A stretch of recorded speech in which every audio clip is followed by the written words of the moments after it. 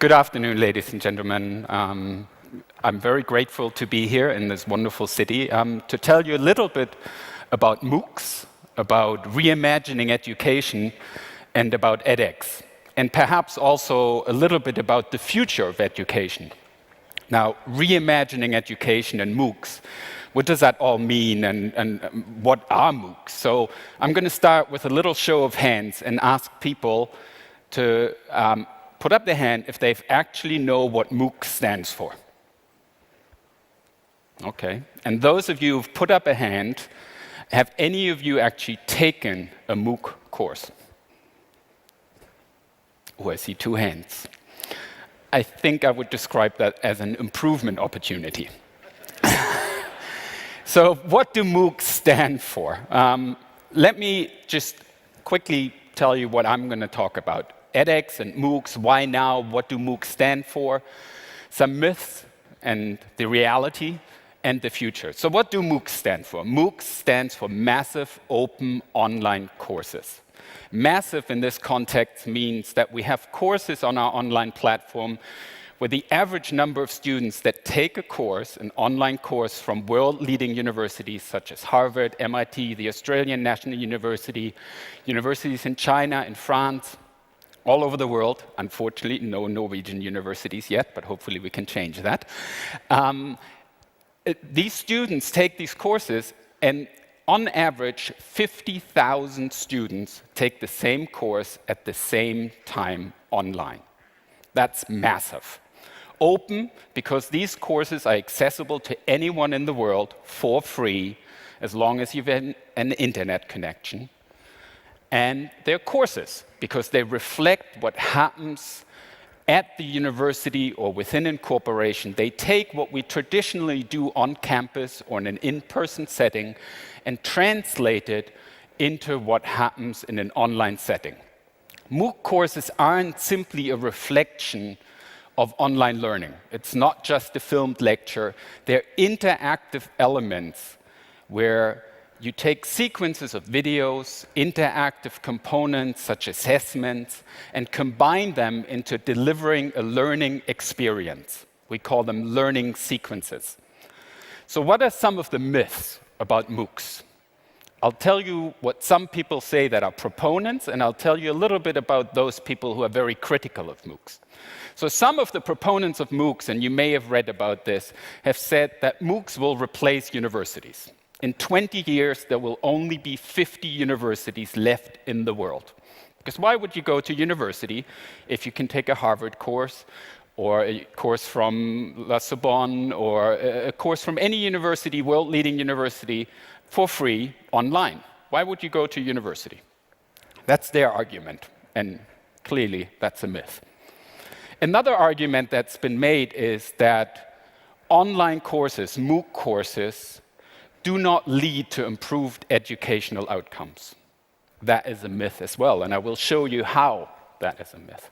Lastly, people talk about Moocs in the extent that they say it's a fad.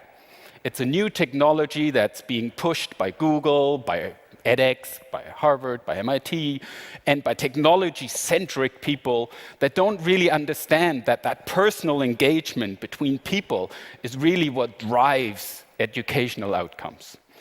Well, I can tell you it's not a fad. And what I will tell you is that it is critical for you as leadership people within organizations, be it corporations, universities, in government, to be fully aware of the trend that Mooc has started and to be aware of why Moocs are not going to go away.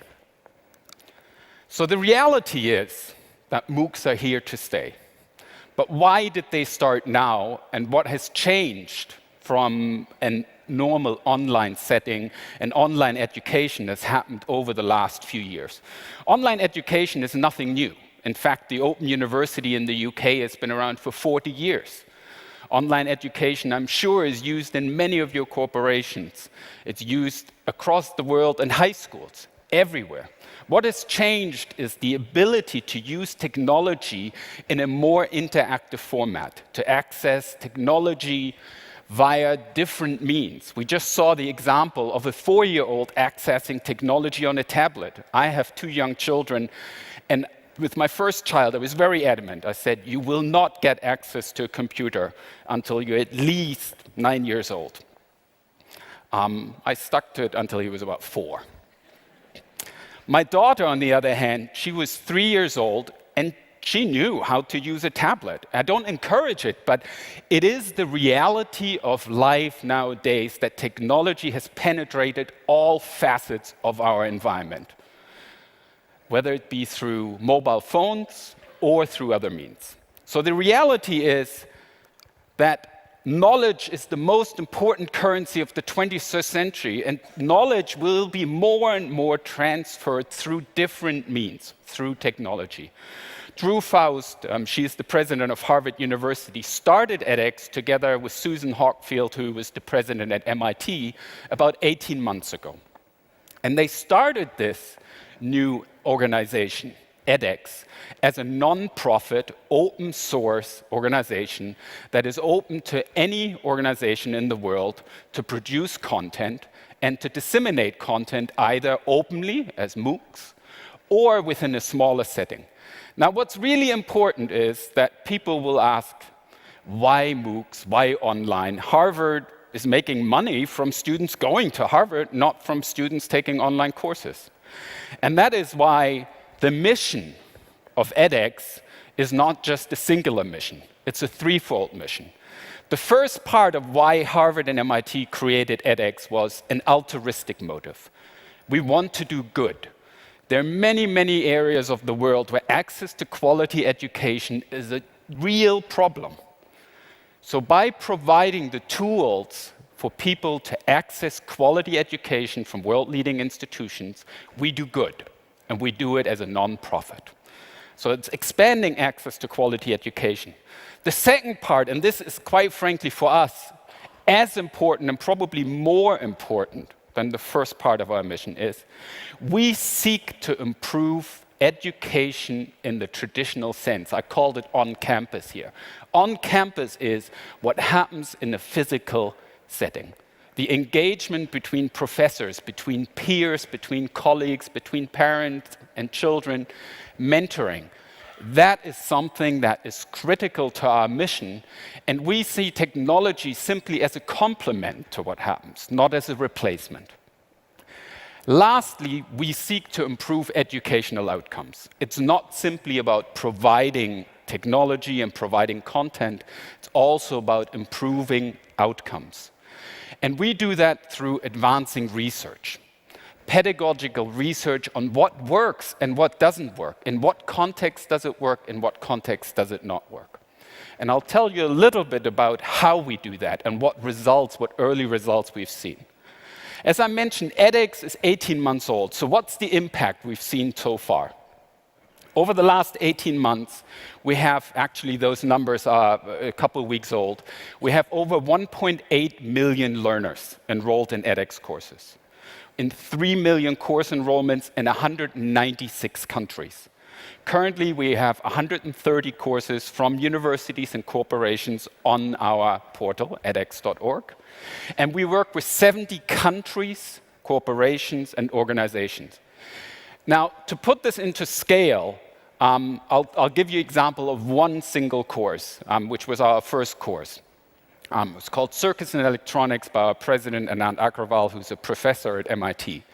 He usually teaches, this is a mandatory course at MIT, he teaches this course to about 50 to 100 students. His first course, worldwide course, had 157,000 students enrolled in it, in the 3-month course. He could teach his course at MIT every week for the rest of his life, and he would still not reach as many learners as he did in one 3-month span. Also, to put these numbers into perspective, we expect these numbers to triple every year. By the end of the year, there will be 5 million people enrolled in edX online courses. By the following year, be 15 million. By the following year, 45 million. By the following year, 250 million, and so on. My math was off there, but it's close. If you put this one more point of context, This is a faster growth than Facebook had, Google had, or any other online endeavor that is now predominantly used by everyone across the world. So what do we do? What do we do on a daily basis? How do we work together with organizations? I'll give you a few examples. I'll start at the broad and go to the specific. We partner with countries, we partner with regions, we partner with single institutions, we partner with high schools. I'll give you 3 examples of regions and countries and then speak specifically about corporations, which might be of interest to many of you.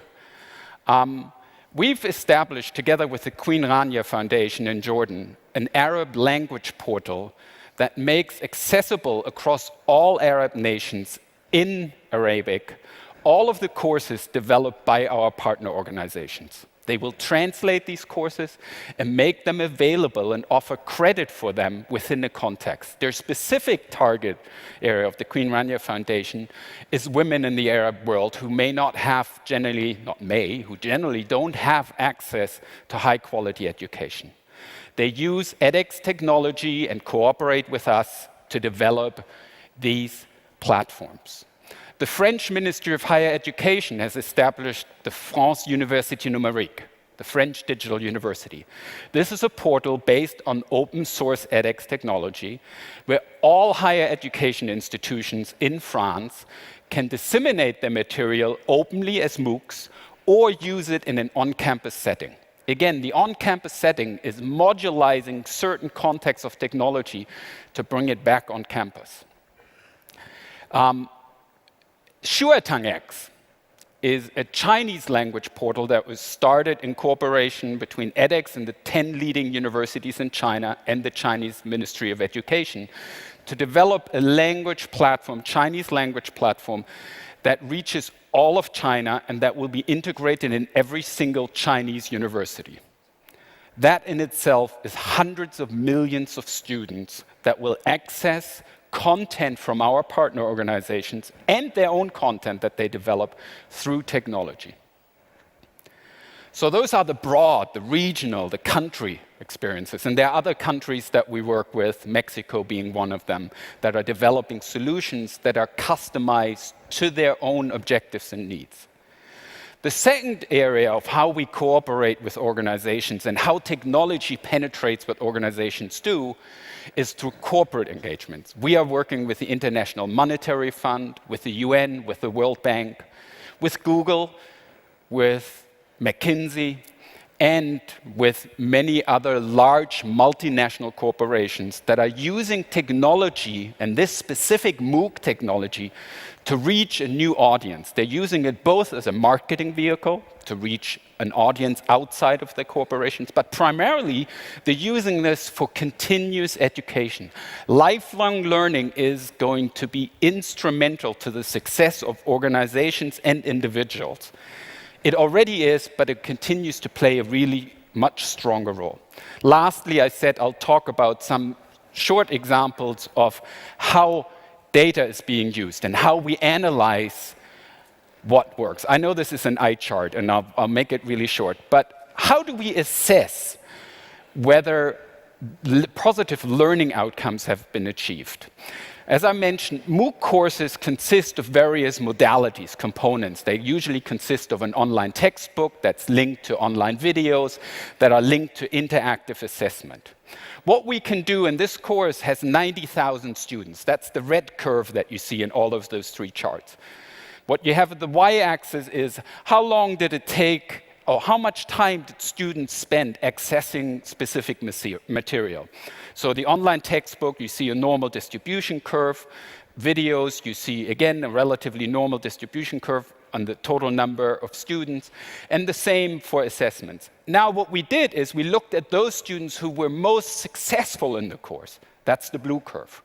If you look at online textbooks, it's a slightly skewed normal distribution curve. There was only a 2 hours delta. So those who took the course spent X hours accessing the textbook. Those who successfully completed spent 2 hours more. If you look at the 2 other components, you'll find that the delta is 30 hours. Now, we can assess in detail what criteria drive successful learning outcomes. And this is just some preliminary data, but they're peer-reviewed papers that have been published. So last but not least, and I'm already over time, I wanted to talk about the future. And I'll ignore this slide because I'll make it very short. The future, from our perspective, means irrespective of what solution you choose to engage with learners within your corporations, outside, with students at high schools or elsewhere, technology will play an instrumental role. We believe in open source technology that can be customized as the appropriate approach. My perspective would be, again, irrespective of what solution you choose, make sure that you integrate mentors, colleagues, students, parents, governments, into whatever that solution might be, because only by integrating, collaborating together among many, many constituencies will we truly reimagine education and improve learning outcomes. Thank you very much.